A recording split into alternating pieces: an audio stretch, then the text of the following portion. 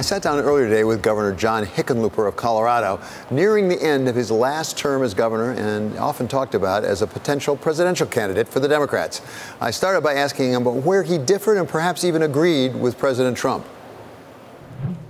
To what extent are you aligned with a lot of the initiatives of Donald Trump, recognizing you're a Democrat, he's a Republican, but you can still agree on some things? Well, I don't think good government is that Republican or Democrat? I think good government, if you could argue, and I sometimes do argue, that Democrats are the ones who believe in good government.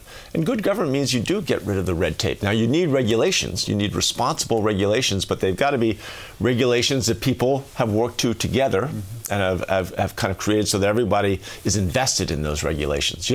I think what's happening now with President Trump's administration, at least what we see in Colorado, is they're throwing out the baby with the bathwater. They're getting rid of all the good regulations that were created and just saying, all right, we're not even going to have any regulatory framework. And, history has told us, the free enterprise system is the best system there is, but it needs a regulatory framework. You can't have monopolies. You can't let businesses pollute without consequences. I mean, that stuff we learned the hard way. So as we look at the growth initiative at a national level, there seem to be a couple of trade-offs, and I wonder what your experience in Colorado and in Denver is on this. One of them is debt. We have to take on more debt in order to really promote growth. And the other is inequality. In order to really drive growth, we have to, it's sort of the old trickle-down, a version of the trickle-down. We have to really allow people to succeed really outrageously, if you forget the expression, so that it will redound to the benefit of people down the slope. Well, see, I disagree. I think that you do want to encourage job creation. Now, that is within the business system, right? And it does require to get rid of some of the red tape, the needless bureaucracy, the needless regulations.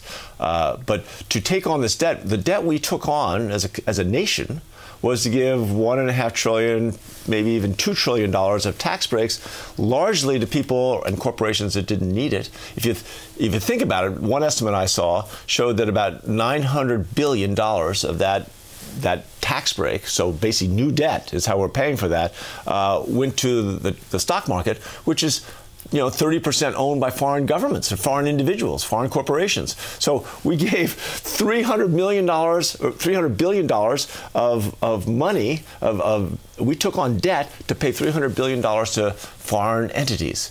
That's crazy. That's not what we need. What we need, and I think it's appropriate to take on debt for infrastructure, right? And infrastructure, I would include bridges and roads, broadband. In Colorado, we're going to have high-speed internet to every small town by 2022. I think we'll be the first large-scale state to be able to do that. But that's the basic investments that allows our rural economies to succeed.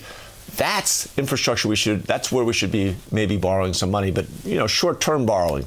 That tax break is buying a short-term little economic boom that, this is the first time in history, at least to my knowledge, where we've seen reducing unemployment, economic growth, and the deficit going up every month.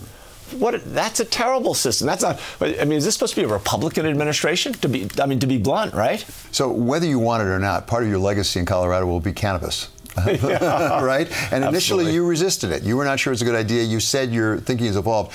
I was against it. I know. But now you said your reaction is evolving, I think is what you said. As a business, as you look at it, some of the Canadian companies that are getting so big, do you think that actually that could be an economic driver for the state of Colorado? Well, right now, it has an economic impact. So we estimate that the cannabis industry is about $1.5 billion a year. Well, but we have a $280 billion GDP. So it's a small part of the economy. It generates about $200 million, maybe $220 million in tax revenue. We're a $30 billion budget. So you shouldn't do it to create taxes, to drive the economy. But I do think when you look at, the old system, and we still got problems, and I still look at this as one of the great social experiments. I'm a great believer that states should be the laboratories of democracy, and that the federal government should be encouraging Colorado and Washington and Massachusetts, California, these other states that are now slowly moving into this. They should have the opportunity to create rules and regulatory frameworks and fulfill and pursue this experiment. But we have to recognize that we need data, right? We have to recognize that as we get data, part of this is showing that the old system was a disaster. It was a train wreck. We were sending millions of kids to prison, making them felons, and in many ways sentencing them for their entire lives to be marginalized. For what purpose, right?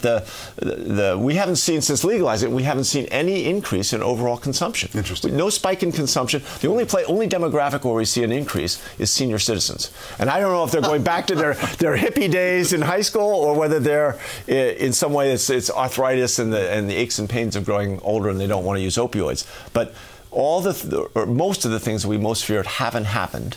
And at this point, as I say, evolving, I posed it in the beginning, but I think at this point it's becoming clear, and again, I'd want to wait maybe another year just to make sure, but it's becoming clear that this is a better system than the old system. And it's got, again, we've got a black market. We think we've got about $100 million of black market pot in Colorado. Well, 10 years ago, it was all black market. It was $1.5 billion of black market. So, and we see less drug dealers, right? Again, if you have any product, any pipeline of distribution, if suddenly you remove roughly half the product from that pipeline, you're going to need less salespeople. And that's, they think that marijuana is roughly half of the drug business. You'd be disappointed if I didn't ask you about the presidency. And I won't ask you to declare, because you said you're not going to decide until next year, right? But you were thought of as a centrist by many. Let me ask you, whether it's you or someone else, when was the last time in our history, recent presidential history, when someone more to the center has won against somebody more to the fringe? I mean, it seems like the tendency has been the opposite. We go to more extremes rather than come to the center. Why would it be different this time, whether it's you or another centrist?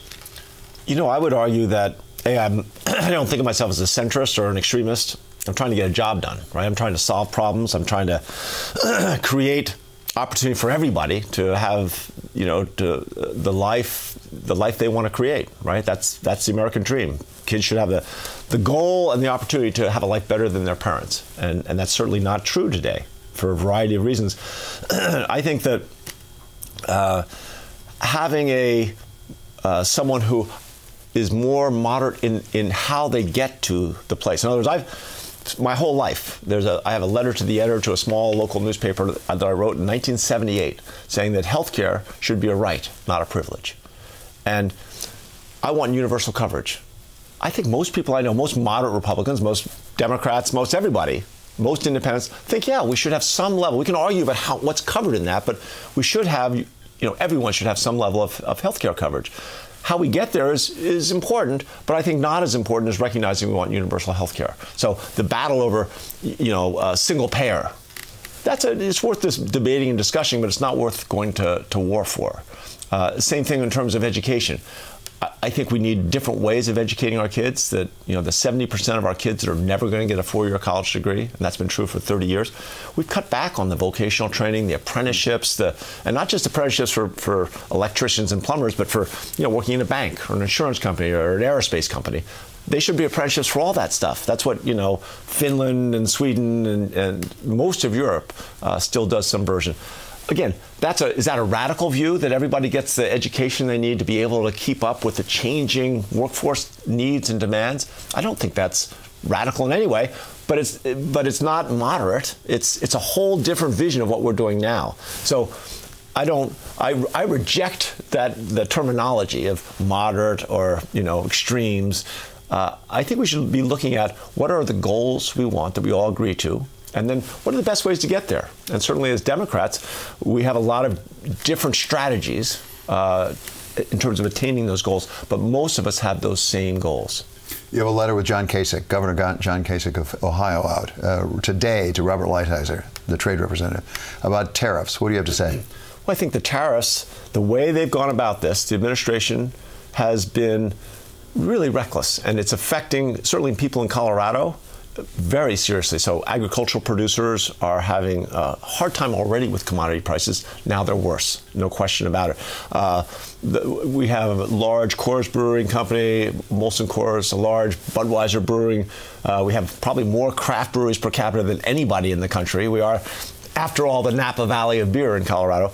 But aluminum, those tariffs on aluminum are adding unnecessary costs that I'm not sure benefit anyone. We have electronics companies in Colorado. We have one large electronics company that's going to lose 1,000 jobs because of these tariffs. They're going to have to restructure their entire supply lines. They spent $25 million a couple years ago on a logistics center in Colorado. They're spending $120 million on new buildings in Colorado.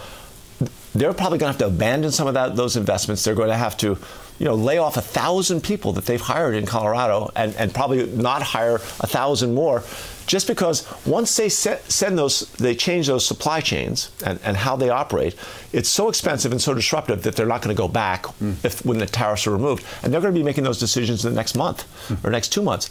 That's crazy. That's a big part of why I say that the Democrats really do need to take the House. And someone's got to push back on some of the, you can't just throw everything out and throw it up in the air and just say, we're not going to worry about this. We're all going to work it out and we're going to get it fixed soon. Right? People need more predictability, especially when you're running large companies with a lot of capital infrastructure investments.